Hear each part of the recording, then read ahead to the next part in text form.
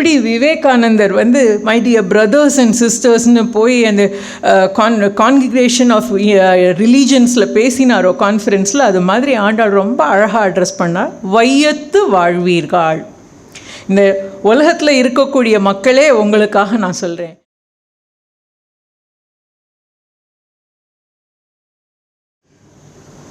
லக்ஷ்மீநாத சமாரம்பாம் நாதயாமுன மத்தியமாம் அஸ்மத்தாச்சாரிய பர்யந்தாம் வந்தே குரு பரம்பராம். எண்ணிய முடிதல் வேண்டும், நல்லவே எண்ணல் வேண்டும், திண்ணிய நெஞ்சம் வேண்டும், தெளிந்த நல் அறிவு வேண்டும், பண்ணிய பாவமெல்லாம் பருதி முன் பனியைப் போல நன்னிய நின்முன் நின்று நசித்திடல் வேண்டும் அந்நாள்.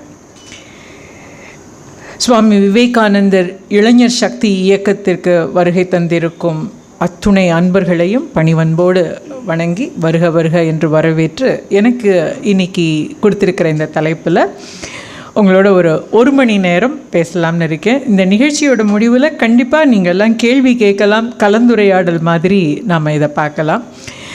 ஆண்டாள் காட்டிய எளிய வழிமுறை. ஆண்டாள் நம்ம எல்லாருக்குமே தெரியும், இந்த திருப்பாவை 30 பாடல்களை நமக்கு கொடுத்தவர். இந்த 30 பாட்டு இந்த அம்மா நமக்கு தரதுக்கான காரணம் பின்னணி என்ன? மொத்தம் இந்த அம்மா 143 பாட்டு எழுதியிருக்காங்க. இளைஞர்களுக்கு சொல்லணும்னா, இங்கே நிறைய பேருக்கு கிரேசி மோகன் நாடகம் தெரிஞ்சிருக்கும், பார்த்துருப்பீங்க இல்லையா? கிரேசி மோகன் வந்து நல்ல கவிதை எழுதுவர். கிரேசி மோகன் ரொம்ப அழகாக ஒன்று குறிப்பிட்டிருந்தார். பட்டர் பிரானுக்கு அன்றே 143 சொன்னவள் பட்டர் பிரான் பெற்ற கோதை அப்படின்னு.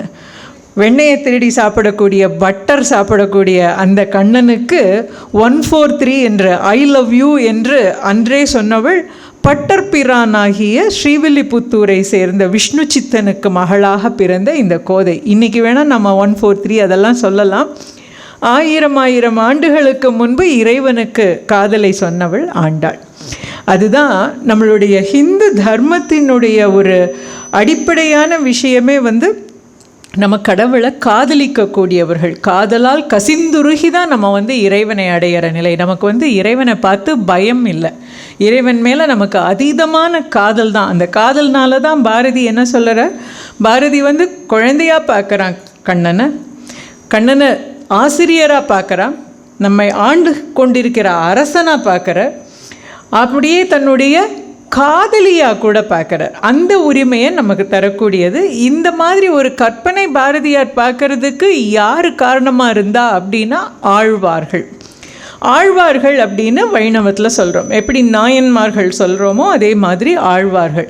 இந்த ஆழ்வார்கள் 12 பேர். இந்த ஆழ்வார்களுக்கு உள்ள சிறப்பு என்ன அப்படின்னா, இவங்க ரொம்ப அழகாக எம்பெருமான் நாராயணன் மேலே பயங்கரமான ஆழமான பக்தி உள்ளவர்கள். அந்த ஆழமான பக்தியில் தமிழால் அவனை ஆண்டார்கள், கட்டி போட்டாங்க. நல்ல அழகான தமிழ் பாசுரங்கள், ரொம்ப எளிமையாக நம்ம ஒரு தடவைக்கு 4 தடவை படித்தானா நமக்கே பொருள் புரிகிற மாதிரி இருக்கக்கூடிய பாடல்களை எழுதி இறைவனை அந்த அழகான தமிழ் இசையில் கட்டி போட்டவர்கள் இந்த ஆழ்வார்கள். இந்த ஆழ்வார்களில் ஒருவர் நம்முடைய ஆண்டாள். இந்த ஆண்டாள் ஸ்ரீவில்லிபுத்தூரில் விஷ்ணு சித்தன் அப்படின்னு ஒருத்தர் இருக்கிறார். அவரும் ஆழ்வார். அவருடைய பெயர் பின்னால் பெரிய ஆழ்வார் அப்படின்னு கூப்பிட ஆரம்பித்தோம். இந்த விஷ்ணு சித்தன் என்னென்னா, அவருக்கு ஊரில் ஒரு நல்ல பேர், மாலாக்காரர் அப்படின்னு பேர். இப்போ நம்ம காய்கறி விற்கிறம்மாவை காய்கறி அம்மா, பூ விற்கிறம்மாவை பூ விற்கிறம்மா அப்படின்னு சொல்கிற மாதிரி இந்த விஷ்ணு சித்தன் என்ன பண்ணுவார்னா, இந்த கோவிலுக்கு தினமும் பெருமாளுக்கு என்ன மாலை சாத்துவாங்க? துளசி மாலை இல்லையா? அந்த துளசி மாலையை கட்டி கொண்டு போய் சாத்துவது அவருடைய வேலை. அதனால அவருக்கு மாலாக்காரர்னு பேர். அப்படிப்பட்ட மாலாக்காரருடைய நந்தவனத்தில் பெண் குழந்தையாக இந்த ஆண்டாள் கிடைக்கிறா. இந்த ஆண்டாளை அவர் வளர்த்து வரார். இந்த மாலாக்காரருக்கு பூ கட்டுறது மட்டும் வேலையில், பூமாலை மட்டும் இல்லை, பாமாலையும் அவர் நல்லா இயற்றுவார். ரொம்ப அழகான தமிழில் நல்ல பக்தி பாடல்கள். தமிழ் இலக்கியத்தில் பார்த்தோன்னா குழந்தை இலக்கியம் அப்படின்னு ஒரு வகை இருக்குது. பிள்ளைத்தமிழ் அப்படின்னு அதுக்கு பேர். அதாவது இறைவனை குழந்தையாக பாவித்து பாடக்கூடியது. மீனாட்சி அம்மை பிள்ளைத்தமிழ்னு ஒரு நூல், அது ரொம்ப பிரசித்தியான ஒரு நூல். அதுபோல் இந்த குழந்தை இலக்கியத்தில் பிள்ளைத்தமிழ் நூலை முதல்ல எழுதினவர் இந்த பெரியாழ்வார் தான். கண்ணன் பிறந்ததிலிருந்து அவனை தொட்டில் போட்டது, காப்பிட்டதிலிருந்து அவனுக்கு இடுப்பில் வச்சு அம்புலி பருவம்னு சொல்லுவாங்க. இதெல்லாம் தமிழ் இலக்கியத்தில் இருக்கிறது. இன்றைக்கி எத்தனை தாய்மார் அது செய்கிறாங்கன்னு தெரியாது. குழந்தையை இடுப்பில் வச்சு நிலாவை பாருன்னு சாப்பாடு கொடுக்கறது, குழந்தை தவழும் போது கைத்தட்டி சப்பானி தட்டுன்னு சொல்கிறது, இப்படியெல்லாம் தமிழில் பாட்டு எழுதி அவர் ஒரு மடியில் கோதைங்கிற ஆண்டாளையும் இன்னொரு மடியில் தன்னுடைய இலக்கியம் மூலமாக கண்ணனையும் வளர்த்தவர். அதனால் ஆண்டாள் வளரும்போதே இந்த கண்ணன் மேலே காதலோடவே வளர்றா. அப்படி வர வர வர அவன் மேலே காதல் ரொம்ப அதிகமாகி கொண்டே வருது. அப்படி அவளுடைய காதல் ரொம்ப பெருசாக இருக்கிறப்ப எப்படி இவங்கிட்ட நாம் பேசுறது, அப்பாவை மாதிரி நாமளும் எப்படி பாட்டெல்லாம் எழுதுறது, இந்த மாதிரி எந்த வீட்டில் இப்போ நீங்கள் பொதுவாகவே குழந்தைகள் பார்த்தா அந்த வளரும்போது வீட்டில் என்ன செய்கிறோமோ அதையே தான் அந்த குழந்தைகளும் செய்ய ஆசைப்படுவாங்க இல்லையா. இங்கே அப்பா யார்? விஷ்ணு சித்தன், மாலாக்காரர். பெருமாளுக்கு மாலை தொடுத்து போடுறாரு, பூமாலை போடுறார், பாமாலை போடுறார். அதனால் இவளுக்கும் அதே ஆசை, பாட்டு எழுதணும்னு. அவளுக்கு பூமாலை மேலேயும் ஆசை. அந்த பூமாலை மேலே எப்படி ஆசைன்னா, அப்பா கட்டி வச்ச பூமாலையை கோவிலில் ஸ்ரீவில்லிபுத்தூரில் இருக்கிற வடபத்திர சாயி ரங்கம்மன்னாருக்கு சாத்துவதற்காக கட்டி வச்ச மாலையை அவர் பார்க்காத போது அதை எடுத்து தாம் போட்டு அது எப்படி இருக்குன்னு பார்க்கக்கூடியவள். அதனால் அவளுக்கு சூடி கொடுத்தவள்னு ஒரு பேர். அந்த மாலையை போட்டு பார்த்துட்டு அவள் வச்சிருவாளாம். இப்படியே இது ரொம்ப நாளாக இவள் பண்ணிக்கொண்டே இருந்திருக்கிறா. ஒரு நாள் அவங்க அப்பா அந்த மாலையை எடுத்துகிட்டு போய் சாத்தணும்னு பார்க்கும்போது அது பெண்ணினுடைய தலை மயிர் அதில் இருக்கிறத பார்த்தோன்னே ஐயோ இதில் ஏதோ தப்பு இருக்குது அப்படின்னு அந்த மாலையை களைஞ்சிட்டு திருப்பி வீட்டுக்கு வந்து தோட்டத்தில் போய் பூவை பறித்து கொண்டு வந்து துளசியை பறித்து கொண்டு வந்து மாலையை கட்டி சாத்துற. இறைவனிடம் மன்னிப்பு கேட்குறார். ஏதோ தவறு நடந்திருக்கு, இந்த மாதிரி வந்தது, இது தப்பு அப்படின்னு அவர் மன்னிப்பெல்லாம் கேட்குறார். இறைவன் அன்னைக்கு பொழுது முடியாது. அடுத்த நாள் போய் பார்க்குறார். எந்த மாலையை சாத்த வேண்டான்னு களைஞ்சு போட்டாரோ அந்த மாலையை எடுத்து பெருமாள் போட்டிருக்கார். இவர் போட்ட மாலை கீழே இருக்குது. இது என்ன சித்தம்னு கேட்குறப்போ பெருமாளே அவருக்கு சித்தியாகி சொல்லுறாரு, எனக்கு அவள் போட்டு கொடுத்த மாலை தான் எனக்கு வேணும் அப்படின்னு. அப்படி சொல்ல அவளுக்கு சூடி கொடுத்த சுடற்கொடி அவள் போட்டு அதை எம்பெருமானுக்கு கொடுத்த காதலால் கொடுத்ததை அவன் ஏற்றுன்னு இருக்கான். அந்த சூடி கொடுத்த சுடற்கொடி. அவள் 2 விஷயம் அவளும் பண்ணியிருக்கா. ஒன்று சூடி கொடுத்து இந்த பூமாலையை கொடுத்தா, இன்னொன்று பாமாலை. இன்றைக்கும் நீங்கள் பார்த்தீங்கன்னா திருமாலிருஞ்சோலை நம்பிக்கு வந்து பிரம்மோற்சவம் நடக்கும்போது ஸ்ரீவில்லிபுத்தூர்லேருந்து ஆண்டாள் படிகளஞ்ச மாலை போகும். திருவேங்கடமுடையானுக்கு திருப்பதியில் உற்சவம் ஆரம்பிக்கும் போதும் ஆண்டாளுடைய மாலை அங்கே போகும். அப்படிப்பட்ட ஒரு பெரிய ஒரு நிகழ்வு இன்றைக்கும் நடக்கிறது. அதை நாம் இப்போ பார்த்துட்ருக்கோம். இந்த மார்கழி மாதத்தில் இந்த திருப்பாவை அப்படிங்கிறது ஆண்டாள் ஏற்படுத்தின ஒரு வழக்கம். இந்த திருப்பாவைங்கிறது என்ன அப்படின்னா, ஆண்டாள் வந்து தான் இந்த திருப்பாவை வந்துதா பாவை நோன்பு அப்படின்னா, ஆண்டாளுக்கு முன்னலாவே இந்த பாவை நோன்பு அப்படிங்கிற ஒரு வழக்கம் இருந்திருக்கு. ஏன்னா ஆண்டாளை பற்றி சொல்லும் பொழுதே தொன் பாவை அப்படின்னு சொல்லுவாங்க. தொன் அப்படின்னாலாம் தொன்மையான. அப்போ ஆண்டாளுக்கு முன்னதாகவே அப்போ எப்படி இதை பண்ணினாங்க இந்த பாவை நோன்பு அப்படின்னா, ஒருவரிடமிருந்து ஏதாவது உதவி பெறணும். ஒரு ராஜாவோ ஒரு தலைவனோ ஒரு ஊரில் ஒரு பெரியவர்கிட்ட வேணும்னா இந்த பாவை நோன்பு அப்படிங்கிற வழக்கத்தை அவங்கள நினச்சி இருக்கிறது. அந்த நோன்பு 10 நாள் 20 நாள் 15 நாள் என்ன கால வரை இருக்கோ அது வேண்டி முடித்த உடனே அவங்கக்கிட்ட போய் முறையிடுறது. நான் உங்களை நினச்சி இந்த பாவை நோன்பு வச்சுருந்தேன், எனக்கு இந்த பாவை நோன்புக்கு சன்மானமாக பரிசாக நீங்கள் இதெல்லாம் தரணும்னு அவங்களும் அப்படி கொடுக்கறது வழக்கம். அப்படி ஒரு மனுஷனுக்காக செய்யக்கூடிய வழக்கத்தை ஆண்டாள் கேள்விப்பட்டு இதை நாம் கடவுளுக்காக செய்வோம், ஸ்ரீமன் நாராயணனுக்காக பண்ணுவோம் அப்படின்னு ஆரம்பித்தது தான் இந்த திருப்பாவை அப்படிங்கிற இந்த பாவை நோன்பு. ஆண்டாள் இதுக்கு திருப்பாவைன்னு பேர் கொடுக்கல, அவள் சங்கத் தமிழ் மாலை அப்படின்னு தான் இந்த நூலுக்கு பேர் கொடுத்துருக்கா. அங்கேயே தமிழை யார் ஆதரிச்சாங்கிறது நமக்கு சொன்னாங்களே, அது நம்ம இதிலே தெரிஞ்சுக்கலாம். சங்கத் தமிழ் மாலைன்னு தான் இந்த நூலுக்கு ஆண்டாள் கொடுக்குற பெயர். அவன் இந்த பாவை நோன்பு ஆரம்பிக்கிறான். பாவை நோன்பு ஆரம்பிக்கும் பொழுது அப்பா பெரியாழ்வாருங்கிற விஷ்ணு சித்தன் தனக்கோ கண்ணனு தெரியும். இந்த பக்தியாக இருக்கக்கூடிய இந்த பெரியாழ்வாரோட வீடு எப்படி இருக்கும்னா, எப்போவுமே வந்து நம்ம இப்போ இருக்கிற மாதிரி பக்தர் குழாமாக இருக்குமா. வடநாட்டிலிருந்து தென்னாட்டுக்கு யாத்திரையாக வந்தவங்க எல்லாரும் நேராக பெரியாழ்வார் வீட்டில் போய் ஸ்டே பண்ணிவிடுவாங்க. அங்கே தங்கி இருந்து பக்கத்தில் இருக்கக்கூடிய கோவில்களுக்கெல்லாம் போகிறது. தினம் ஒரு 4-5 நாள் உட்காந்து பெரியாழ்வார் சொல்லக்கூடிய அப்படி பாகவத கதைகள் புராணங்கள்லாம் கேட்குறது. அப்படியே இருந்துட்டு அதுக்கப்புறம் மெதுவாக அவங்க ஊருக்கு போகிறது. ஆக எப்போ அவங்களுக்கு வந்த உடனே இவர் கேட்பார், அயோத்தியில் எம்பெருமான் எப்படி இருக்கான், மதுராவில் எப்படி இருக்கான்னு, அந்த கதையெல்லாம் வேறு எப்படி சொல்லுவாங்க. இப்படி சத்சங்கம் நடக்கக்கூடிய இடமாவே இருக்குது. ராம நாமத்தை தவிர, நாராயணனுடைய பேரை தவிர அந்த வீட்டில் வேறு எதுவுமே இல்லை. இப்படி தான் ஆண்டாள் வளர்ந்து வரா. ஆனால் அவள் இந்த பாவை நோன்பை பண்ணணும்னு நினைக்கிறாள். ஆண்டாள் இவ்வளவு விஷயம் தெரிஞ்சிருக்கிறப்போ அவளே நேராக போய் கோவிலுக்கு போகலாம். வடபத்ரசாயி கோவிலுக்கு போய், அப்பா நான் ஒன்னே நினச்சிட்டு இருக்கேன், எனக்கு இந்த வரம் தான்னு கேட்கலாம். ஆனால் ரொம்ப அழகான ஒரு முறையை நமக்காக காட்டுறார் இந்த பாவை நோன்பில். அது எப்படின்னா, ஒரு குழாமை கூட்டுறார். இதுக்கு பேர் பாகவத குழு அப்படின்னு சொல்லுவாங்க.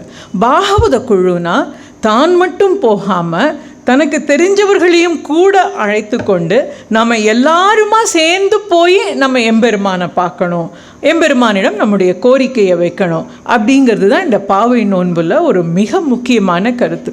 அப்போ அதை என்னைக்கு பண்ணலாம் அப்படின்னா, கண்ணன் என்ன சொல்கிறான், மாதங்களில் நான் மார்கழியாக இருக்கிறேன் அப்படின்னா. அப்போ உலகத்துலேயே சிறந்ததாக இருக்கக்கூடியது இந்த மார்கழி மாதம். அப்போ இந்த மார்கழி மாதத்துலேயே நம்மளுடைய விரதத்தை பண்ணலான்னா, மார்கழி திங்கள் மதி நிறைந்த நன்னாளால் அப்படின்னு ஆண்டாள் என்னைக்கு இந்த விரதம் பண்ணினாங்களோ திருப்பாவை நோன்பு, அப்போது அந்த நாளில் மார்கழி மாதத்தில் முதல் நாள் பௌர்ணமி நாளாக இருந்திருக்கு. அதனால தான் மதி நிறைந்த நன்னாளால் நீராட போதுவீர் போதுமினோர் நேரிழையீர் அப்படின்னு. நேரிழையீர் அப்படிங்கிறது பன்மை, பேரன்புடையீர் அப்படின்னு சொல்கிறோம் இல்லையா, அது மாதிரி பன்மை, எல்லாரையும் கூப்பிடுறா.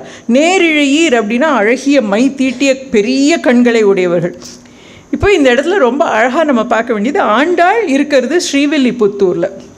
ஆனால் அவள் என்ன நினைக்கிறான்னா, ஸ்ரீவில்லிபுத்தூரே கண்ணன் இருந்த ஆயர்பாடியாக அவள் கற்பனை பண்ணுறா. ஆயர்பாடியில் யசோதை இளஞ்சிங்கம் கார்மேனி செங்கண் கதிர்மதியம் போல் முகத்தான் நாராயணனே நமக்கே பறை தருவான் பாரோர் புகழ படிந்தேலோர் எம்பாவாய் அப்படின்னு ஆரம்பிக்கிறா. அதில் என்ன கற்பனையை பார்த்தோன்னா, இப்போ ஸ்ரீவில்லிபுத்தூரை ஆயர்பாடியாக நினைக்கிறா. ஸ்ரீவில்லிபுத்தூர் பெண்கள் எல்லாரையும் ஆய்குலத்து பெண்களாக இருக்கா. இந்த ஆய்குலத்து பெண்களுக்குன்னு ஒரு சிறப்பு என்னென்னா, இந்த கண்ணன் இவங்க தயிர் கடையும் போது வெண்ணெய் எடுத்து வைக்கும் போதெல்லாம் இவங்க கூடவே சுற்றி இவங்க கூடவே இருக்கிறனால அவன் எங்கே ஓடுறான் என்ன பண்ணுறான்னா அவனையே இப்படி கண் கொட்டாமல் பார்த்துருந்து எல்லாருக்குமே பெரிய கண்ணாக இருக்குமா. கண்ணனை பார்த்து பார்த்து கண்ணனோட கண்ணு போலவே அங்கே இருக்கிற பெண்களுக்கு எல்லாருக்குமே பெரிய கண்ணாக இருக்குமா. அந்த கண்ணில் மைய தீட்டி நேரிழையீர்னு பெரிய கண்களை உடையவர்கள் இவங்கெல்லாம். அந்த பெண்கள் குழாமெல்லாம் கூணிண்டு நாம் யசோதை இளம் சிங்கம் கார்மேனி செங்கண் கதிர்மதியம் போல் முகத்தான். கதிரும் மதியமும் சூரியனும் சந்திரனும் போல பிரகாசிக்கக்கூடிய ஒரு முகம். சூரியன் சுட்டெரிக்கும், மதியம்ங்கிறது ரொம்ப குளிர்ச்சியை தரக்கூடியது. நம்ம இறைவன் நம்மளுக்கு அன்பானவன் இருக்கும். அப்புறம் ஏன் ஒரு பக்கம் சுட்டெரித்து ஒரு பக்கம் குளுமையாக இருக்கான்னா, பக்தர்களுக்கு யாராவது கெடுதல் பண்ணினா அவர்களை சுட்டெரித்து பக்தர்களுக்கு நிலா எப்படி குளுமையை தருமோ அதுபோல் குளுமையை தருதுனால சூரியனும் சந்திரனுமா அவனுடைய கண்கள் இருக்குது. அப்படிப்பட்ட நாராயணனே நமக்கே பறை தருவான். அந்த நாராயணனே நமக்கே பறை தருவான். பாரோர் புகழ படிந்தேலோர். இந்த உலகத்தில் இருக்கிறவங்க எல்லாரும் நம்மளை புகழற மாதிரி அவனை போய் வணங்குவோம்னு. இதெல்லாம் எதுக்காக வணங்குவோங்கிறாங்க? பறை தருவதற்காக. இந்த பறைனா என்ன? பறைன்னு சொன்னால் நம்ம பொதுவாக ஒரு தாளக்கருவி ஒன்று தட்டையாக இருக்குது, அதை தட்டுவாங்களே அதுன்னு நினைக்கிறோம். ஆனால் இந்த இடத்துல அது இல்லை, பறை. நான் இந்த உரையை முடிக்கிறப்போ கடைசியில் இந்த பறை என்னங்கிறது வரும், அந்த இடத்துல பார்ப்போம். இப்போதைக்கு நம்ம பறையை கேப்பாக விட்டுருவோம், ஃபில்லிங் த பிளாங்க்ஸ் அதில் விட்டுருவோம். நம்ம திருப்பி பறைக்கு வரலாம். அப்போ நீராட போதுவீர் அப்படின்னு சொல்லுவாங்களே. அப்போ இந்த மார்கழி மாதத்தில் தினமும் ஆண்டாள் குரூப்பாக போய் ஒரு இடத்துல நீராட போனாங்களா அப்படின்னா, இந்த இடத்துல நம்ம இதை மாற்றி புரிஞ்சுக்கணும். நீராட்டம் அப்படின்னு இந்த இடத்துல சொல்லுறது ஆற்றுலையோ குளத்துலேயோ அருவியிலையோ போய் குளிக்கிற நீராட்டம் இல்லை. இது கிருஷ்ணானுபவம் என்று சொல்லக்கூடிய கண்ணன் அப்படிங்கிற அந்த குணக்கடலில் நீராடுறது, கண்ணனுடைய அனுபவத்தை பெறக்கூடாது தான் இந்த இடத்துல நீராடல் அப்படின்னு சொல்லுவார்.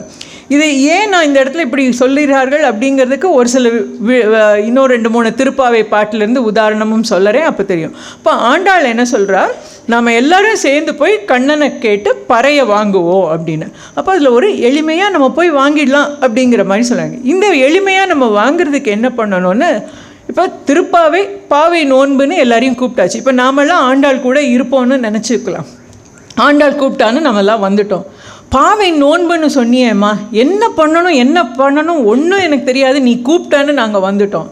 அதனால் ஆண்டாள் அடுத்த பாட்டில் சொல்கிறா, எப்படி விவேகானந்தர் வந்து மை டியர் பிரதர்ஸ் அண்ட் சிஸ்டர்ஸ்னு போய் அந்த கான்கிரேஷன் ஆஃப் ரிலீஜன்ஸில் பேசினாரோ கான்ஃபரன்ஸில், அது மாதிரி ஆண்டாள் ரொம்ப அழகாக அட்ரஸ் பண்ணார். வையத்து வாழ்வீர்கள். இந்த உலகத்தில் இருக்கக்கூடிய மக்களே உங்களுக்காக நான் சொல்கிறேன், நாமும் நம் பாவைக்கு செய்யும் கிரிசைகள் கேளீரோ. வையத்தில் இந்த உலகத்தில் இருக்கக்கூடியவங்களே, இந்த குட்டியூண்டு ஊர் ஸ்ரீவில்லிபுத்தூர், அவ்வளோதான் மக்கள் இருக்காங்க. ஆனால் அவளுடைய நோக்கம் எப்படி இருக்கு பாருங்க. உலகத்துக்கே பொதுவாக சொல்கிறா, வையத்து வாழ்வீர்கள் நாமும் நம் பாவைக்கு செய்யும் கிரிசைகள் கேளீரோ. நம்ம என்ன செய்யணும்? பார்க்கடலுள் பையத்துயன்ற பரமனடி பாடி. பார்க்கடலில் படுத்திருக்கானே பரமன், அவனுடைய பரமனடி பாடி. நெய்யுண்ணோம் பாலுண்ணோம் நாட்காலே நீராடி. நெய் சாப்பிட போகிறதில்ல, எளிமையாக புரியுறது தானே. நெய் சாப்பிடல, பால் சாப்பிடல. நாட்காலே நீராடினா அதிகாலையிலேயே பிரம்ம முகூர்த்தத்துக்கு அந்த நேரத்திலேயே நீராடி. மையிட்டெழுதோம் மலரிட்டு நாம் முடியும். பெருசாக மையெல்லாம் போட்டு பூவெல்லாம் வச்சு இது பண்ண மாட்டோம். செய்யாதன செய்யோம் தீக்குறளை சென்றோதும்.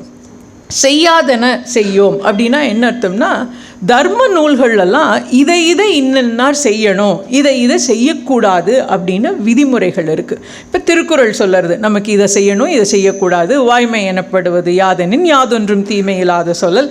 ஒருத்தருக்கு பொய்மையும் வாய்மை இடத்தை புரைத்தி இந்த நன்மை பயக்குமெனில் அப்படின்னு தர்ம நூல்கள் எப்போவுமே இந்த நேரத்தில் இப்படி செய்யலாம், இப்போ இப்படி செய்யக்கூடாது, இதை இன்னார் செய்யக்கூடாதுங்கிற வரைமுறையை நெறிமுறைகளை நமக்கு தரது. அதைத்தான் சொல்கிறா, செய்யாதன செய்யோம். பெரியவர்கள் எதை செய்யக்கூடாதுன்னு சொல்லியிருக்காங்களோ அதை நம்ம செய்ய மாட்டோம். தீக்குறளை சொன்றோதும். ஒருத்தரை பார்த்து ரொம்ப கோபமாக கத்தி பேச மாட்டோம். தகாத சொற்களால் அவர்களை கூப்பிடக்கூடாது, அதெல்லாம் செய்யும். ஐயமும் பிச்சையும் ஆந்தனையும் கை காட்டி உய்யுமார் என்றெண்ணி உகந்தேலோர் எம்பாவாய். யாராவது அம்மா தாயே பசிக்குது சாப்பாடு போடுன்னு கேட்டால் அவங்க கேட்கறதுக்கு முன்னால்வே கொடுத்து நம்ம நம்முடைய நோன்பை பண்ணலான்னு. இந்த இடத்துல திருப்பி நான் சொல்லுறேன், என்ன சொன்னாங்க? நாட்காலே நீராடி. அப்போது நீ நீராடிட்டு தான் இங்கே வான்னு ஆண்டாள் அம்மாவே கூப்பிடுறா. அதனால் நீராடுறதுக்காக நாம் போகலை. நீ நாட்காலே எழுந்துரு. எழுந்த உடனேயே நீ நெய்யுண்ணோம் பாலுண்ணோம் நாட்காலே நீராடி. ஏன் இந்த நெய்யுண்ணோம் பால் உண்ணோம்னா, இன்றைக்கி வகையில் சொல்லணும்னா ஃபாஸ்ட் ஃபுட் உண்ணோம், பீட்சா உண்ணோம் அந்த மாதிரி சொல்லணும். இதெல்லாம் சாப்பிட்டா வயிறு மந்தமாயிடும், காலையில் எழுந்திருக்க முடியாது. நம்மளுக்கு 4 மணிக்கு நம்ம கோவிலுக்கு போய் இறைவனை பார்க்கணும். அதனால் இந்த மாதிரி கொழுப்பெல்லாம் வேண்டாம். நாட்காலே நீராடி.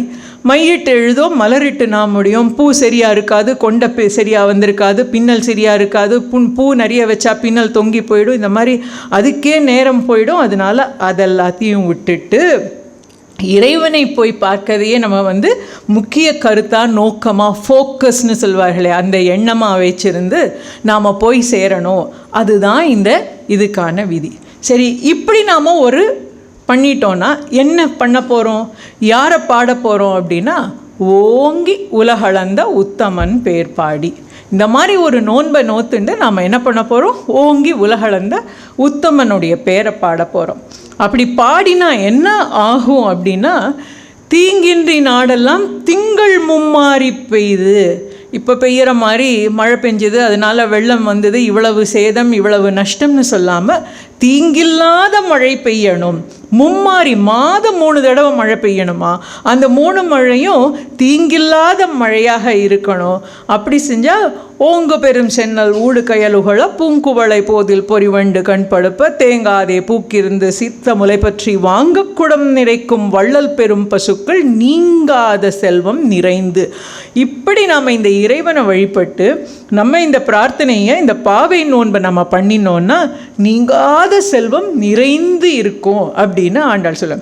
பொதுவாகவே இந்த ஆழ்வார்கள் எல்லாருடைய பாசுரங்களையும் பார்த்தானா இந்த அமைப்பு எப்படி இருக்குன்னா 10 பகுதியாக பிரிச்சிருக்கும். ஒவ்வொரு 10 பாடல்களுடைய இறுதி பாட்டும் பரஸ்துதி அப்படின்னு சொல்லுவார்கள். என்ன அப்படின்னா, இந்த பாடல்களை சொல்கிறதுனால நமக்கு என்ன நன்மை கிடைக்கும் அப்படிங்கிறது. என்ன நன்மை? இறைவன் அடியை சென்று அடைவோம் அப்படிங்கிறது தான் ஒவ்வொரு விதமாக சொல்லியிருப்பார்கள். ஆண்டாள் இப்போ பெண்களை கூட்டிகிட்டு போகிறாங்க இந்த பாவை நோன்புக்கு. நம்ம எல்லாரையும் கூட்டின்னு போகிறோம். அப்படி போகிறப்போ முதல்லையே நம்மக்கிட்ட டெஸ்டினேஷன் என்னன்னு சொன்னால் தான் நம்மலாம் பஸ்ஸில் ஏறுவோன்னு அவங்களுக்கு தெரிஞ்சிருக்கு. அதனால 3வது பாட்டிலேயே சொல்லிடுறாங்க, நீங்காத செல்வம் பெறுவோம். அந்த நீங்காத செல்வம்ங்கிறது என்ன? இறைவனை சென்று அடைதல் தான் அந்த நீங்காத செல்வம். இம்மைக்கும் மறுமைக்கும் நமக்கு சேர்த்த அந்த செல்வம், அந்த நீங்காத செல்வம். அதை பெறுவதற்காக நாம் இந்த நோன்பினை நோற்று நம்ம அவனோட போய் சேரணும் அப்படிங்கிறத சொல்லி அப்படியே ஒவ்வொரு இடமா போகிறாரு.